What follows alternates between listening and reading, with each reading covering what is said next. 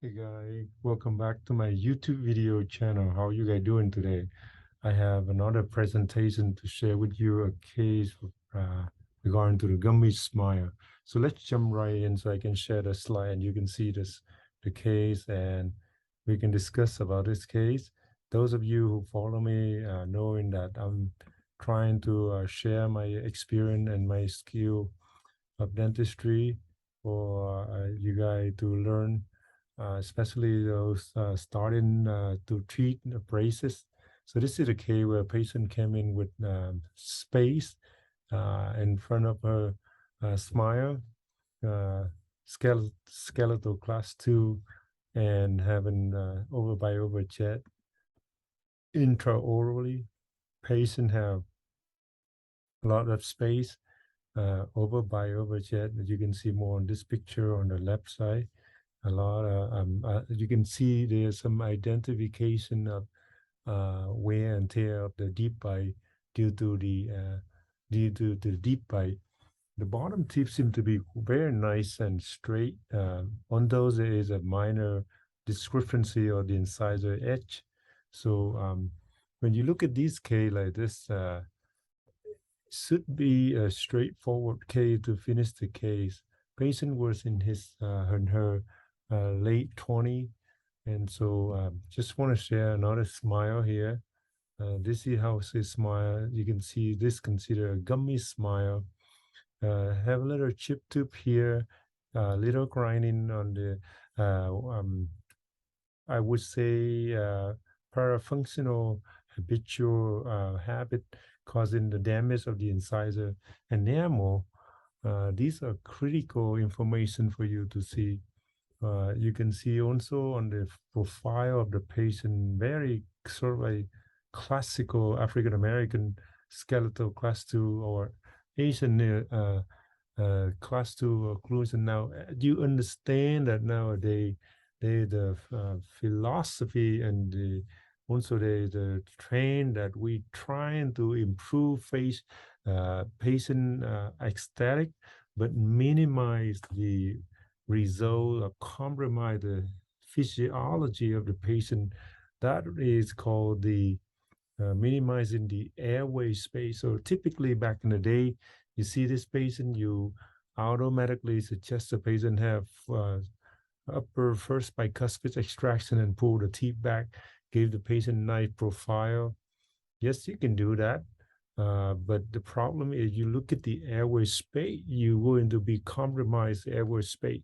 So nowadays we're trying to do we suggest the patient the option whether extraction and non-extraction. In this particular case, I explained to the patient the pro and con. Patient choose to not extract their teeth. So we start etching and bonding, start the case, and you can see that this is the first day, and then we several them months later, the case start with increasing the wire on the top. The bottom tube is start aligning very quickly. This is after several months into braces, you will still seeking some gap there. So we need to use power change the elastic to pull the teeth together and trying to close the gap completely. But you can see that the bottom teeth is really nice and straight. And noted that I don't use any bracket. I'm sorry, the molar tube, which is basically molar band, which is basically a lot of compromise with the gum, especially for adults or even in children. So nowadays we can do things without damaging the gum or minimums invasive the gum with using the molar tube instead of molar band. And noted that I try a couple of times putting bracket on the crown, but it keep coming out, so I skip it. You have to work around the case, guy. Nothing is perfect for you.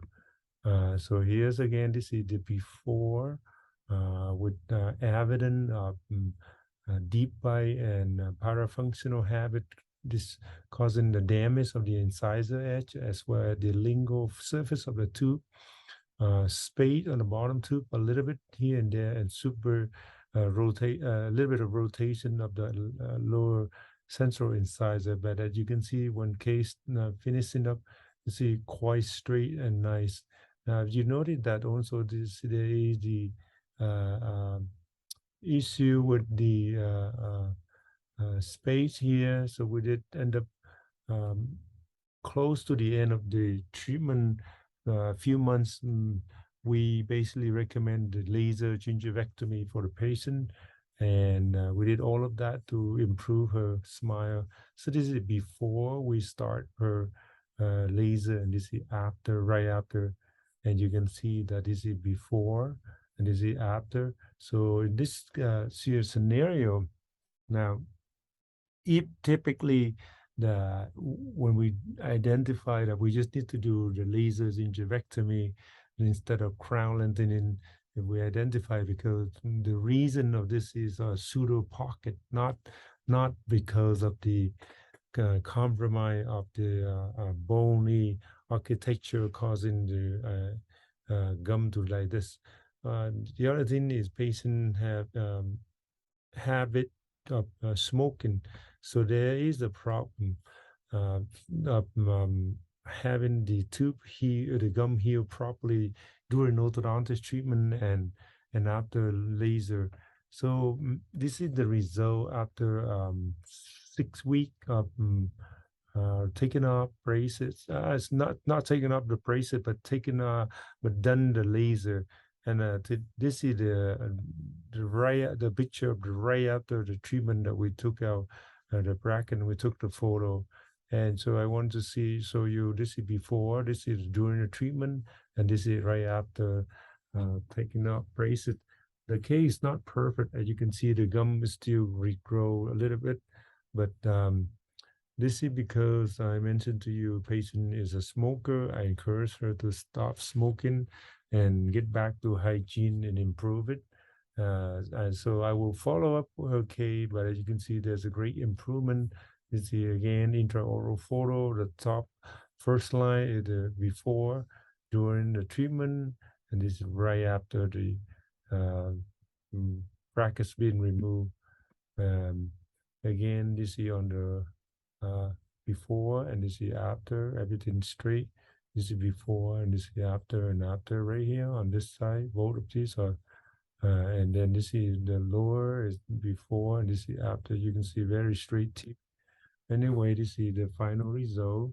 This is a comparison between profile before and this is after. Patient was very happy, and even though there is some more improvement to be done, but she was very happy.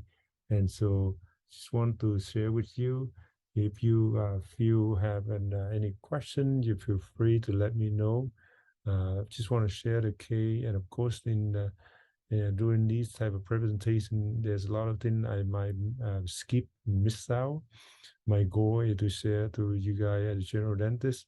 You can do a lot to your patient, especially those of you who started your journey of dentistry. If you the early you start in your career, the longer in the long term, you're going to see that the investment of your education right at the beginning of your dental career is very important. So pay attention to see continuing education class and take as much as you can, and you will love your career as you go along. I've been practicing for 20 years, and I've been doing braces for more than uh, 12 years now. Really excited, and things getting better and better as you can see using the technology that we have from nighttime wire and Invisalign and clear correct aligner. So many things that being a general dentist or being a dentist nowadays, we are so blessed to have a chance to learn to utilize the technology.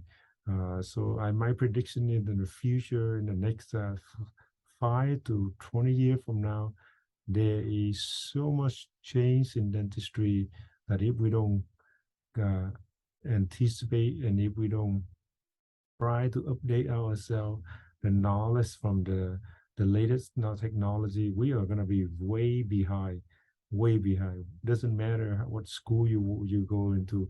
You can go to the top school in the United States or top school in your country, but if you don't keep up with your education and continue learning the new stuff, you're going to be way behind. So that's my encouragement.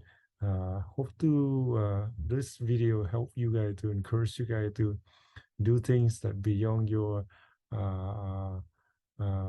capacity, but you are learning and you are improving yourself, and you can take care of your patient better. Thank you for watching again. Have a great day, you guys.